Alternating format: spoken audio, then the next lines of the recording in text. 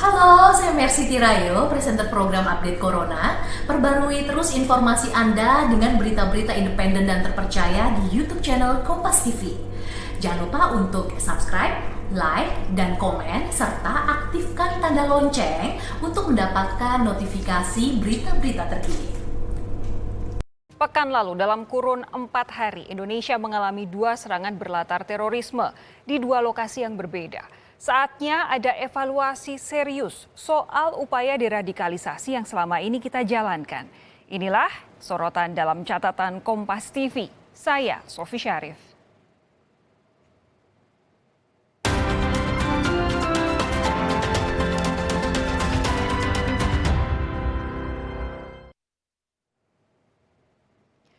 Bom bunuh diri di Gereja Katedral Makassar dan upaya serangan di markas besar Polri. Dua-duanya dilakukan oleh anak-anak usia muda.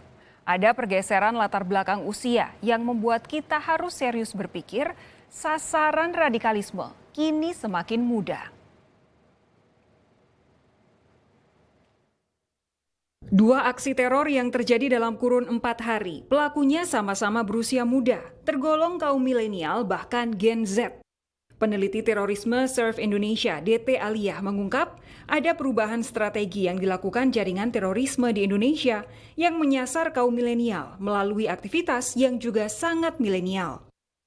Nah, sekarang mereka merubah strategi dengan menyasar melalui aktivitas-aktivitas yang sangat milenial. Artinya targetnya juga milenial.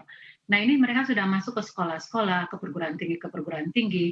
Nah, mereka perempuan juga dijadikan target ya. Kenapa perempuan kemudian dijadikan target? Karena satu, perempuan ini bisa kelihatan kalau dari aksi tadi ya, aksi yang Mabes Polri ini betapa perempuan ini kalau dari kacamata saya melihatnya.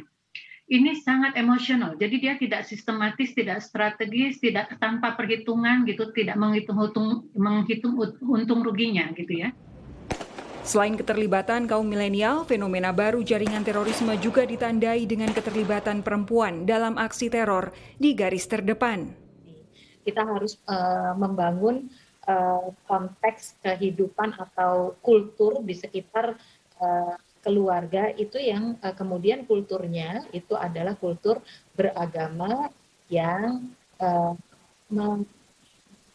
memandang penting esensi ajaran agama, yaitu membangun kebaikan bersama. Karena aksi teror itu selalu didahului dengan kerusakan ya, inti teror itu kan merusak. Nah, itu sangat bertolak belakang dengan ajaran agama yang esensial, yaitu membangun kemaslahatan bersama atau kebaikan. Pergeseran latar belakang pelaku terorisme tentu harus direspons dengan cara berbeda. Tidak bisa lagi mengandalkan rumusan baku yang selama ini dipakai untuk mengatasi aksi teror beserta deradikalisasinya.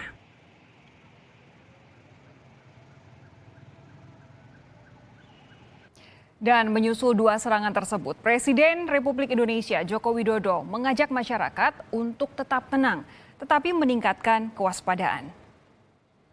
Saya minta kepada seluruh masyarakat di seluruh tanah air agar semuanya tetap tenang, tapi juga waspada dan menjaga persatuan.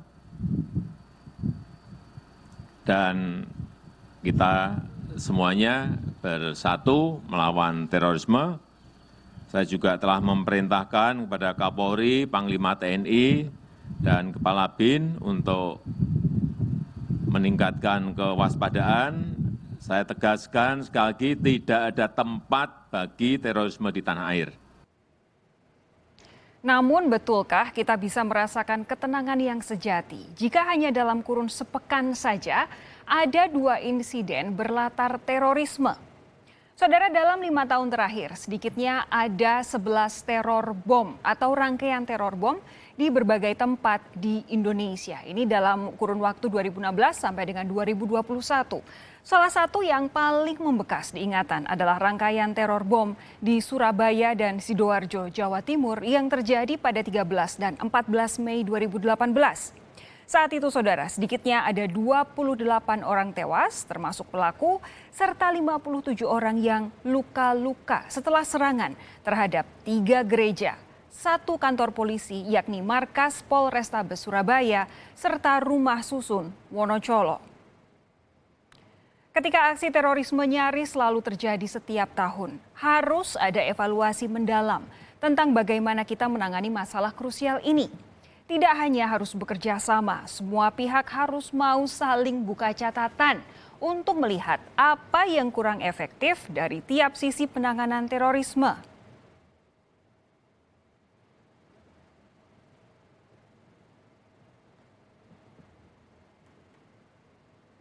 Dari sekian banyak sisi penanganan terorisme, salah satu yang selalu mendapatkan perhatian adalah deradikalisasi. Ada pula yang menyebut reideologi untuk mereka yang sudah terpapar paham radikalisme tetapi belum sampai bertindak ekstrim. Apapun namanya, ketika kenyataannya masih terus ada serangan teror, kita pantas bertanya, seberapa efektif upaya ini? Di tengah makin banyaknya saluran radikalisasi seiring akses informasi dan teknologi yang semakin luas, bisa jadi cara kita melakukan deradikalisasi tidak bisa sama lagi, harus berubah. Berbeda dari cara kita 20 tahun lalu saat gambaran terorisme di Indonesia menjadi nyata melalui serangan bom Bali. Sejak bom Bali, Indonesia membentuk Densus 88 untuk menangani serangan terorisme dan Badan Nasional Penanggulangan Terorisme (BNPT) untuk menyusun strategi dan program penanggulangan terorisme termasuk deradikalisasi. Ketika serangan terus terjadi, jangan-jangan kita sebagai sebuah bangsa perlu kembali saling bekerja sama, merumuskan penanganan terorisme dan memberi dukungan ekstra kepada lembaga-lembaga yang ada di garis depan yang mesti bekerja keras mengejar perubahan penyebaran radikalisme.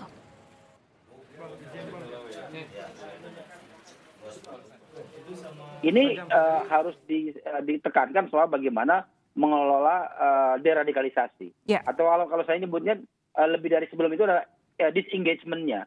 Pelepasannya seperti apa? Nah, karena memang Anda belum lihat itu berhasil ya?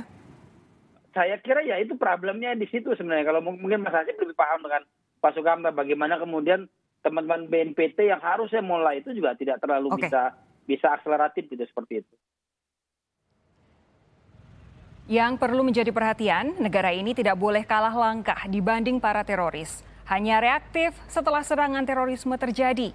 Kerjasama erat dengan berbagai elemen masyarakat juga wajib dilakukan demi merangkul mereka yang rentan terpapar radikalisme agar tidak menyeberang masuk ke kelompok ekstrim.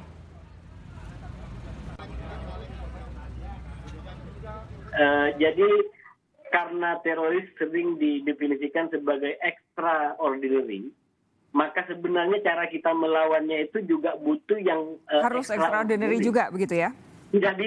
Tidak bisa istilahnya ini kayak membuntuti gitu. Terjadi aksi kemudian kita terjadi penangkapan lalu rame begini. Ya. Nah, oleh karena itu menurut saya memang harus ada kesanggupan untuk bisa memilah masalah yang mana di bagian mana dihadapi oleh siapa. Jadi kita bagi tugas yang untuk yang sudah terpapar begini ya mereka udah punya mappingnya kita serahkan. Tapi yang penting ini kita stop supply-nya. Agar tidak terus semakin banyak orang yang masuk dalam kelompok ini dan menimbulkan aksi yang tidak bisa kita terima seperti sekarang. Menangani terorisme bukan perkara sepele, bukan pula sesuatu yang bisa dilakukan dalam waktu yang singkat. Itulah mengapa evaluasi mendalam mesti dilakukan demi upaya jangka panjang yang tepat, sembari mengajak sebanyak mungkin elemen masyarakat menciptakan atmosfer yang meminimalisasi kebencian.